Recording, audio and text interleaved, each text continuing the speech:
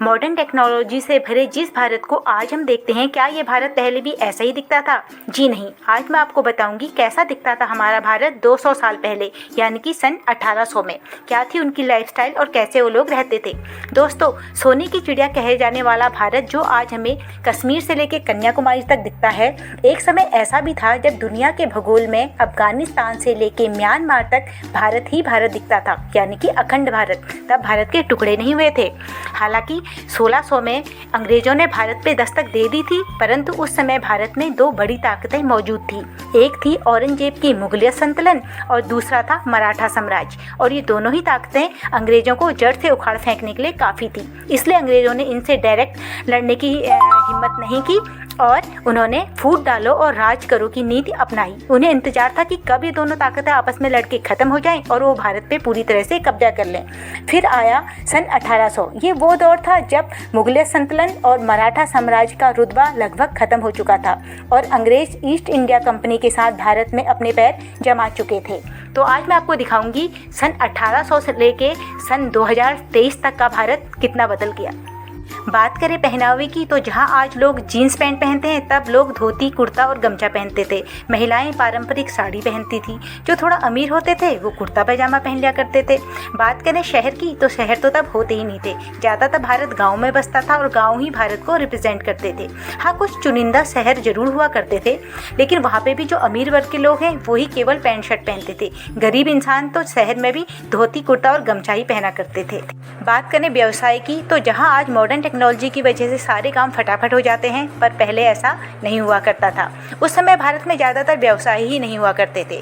ज़्यादातर भारत गांव में ही बसता था और खेती बाड़ी करता था। ज़्यादातर लोग उस समय किसान ही हुआ करते थे और व्यवसाय के लिए वो अपने खेतों में ज़्यादातर नील, धान, गेहूं, कपास और अफीम की फसल उगाया करते थे, जिसे बाद में वो ग्लोबल मार्केट में बेच दिया करते थे, जिसके बदले उन्हें उनकी मेहनत के जितने भी पैसे नहीं मिलते थे, बहुत कम पैसे मिलते थे।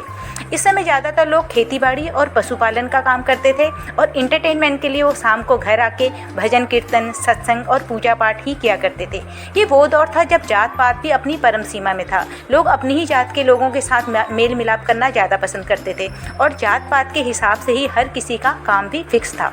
जैसे कुम्हार जो लोग होते थे वो केवल बर्तन बनाने का काम करते थे। धोबी केवल कपड़े धोने का काम करता था।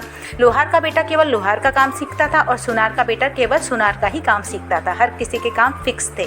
बात करें शहर में व्यवसाय की, तो बिजली ना होने के कारण ज़्यादातर मजदूरों को मिलों में काम करना पड़ता था और मिलों में सारा काम उन्हें अपने हाथों से ही करना पड़ता था, जिसके बदले उन्हें बहुत ही कम मजदूरी दी जाती थी। तो सन 1800 में भारत में बिजली आ गई थी, लेकिन गाँव तक बिजली पहुँचते पहुँचते काफ़ी साल लग गए।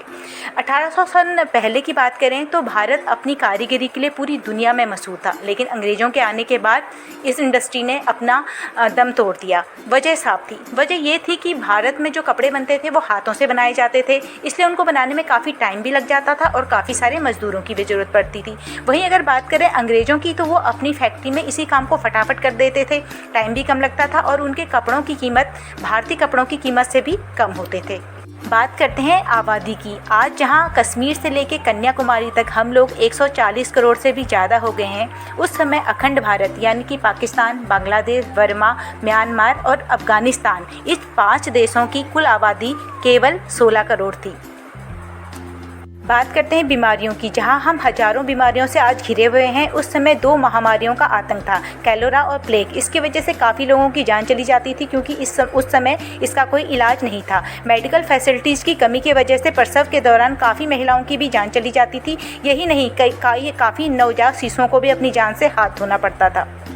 बात करते हैं शिक्षा की। उस समय 10% पुरुष और 1% महिलाएं शिक्षित होती थी और ये आंकड़ा भी शहर का है। गांव में आंकड़ा इससे भी कम था। वो लोग अपने अपने कामों में स्किल्ड होते थे, लेकिन एजुकेटेड नहीं होते थे। अमीरी गरीबी, कुछ मुट्ठी भर लोग जो अच्छे किंगडम में रहते थे, केवल वो ही लोग अमीर थे, बाकी सारी जनता गरीबी और बदहाली से गुजर रही थी। तो ये था सन 1800 का भारत। आपको कैसा लगा जरूर बताइएगा। तब तक के लिए जय हिंद, जय भारत।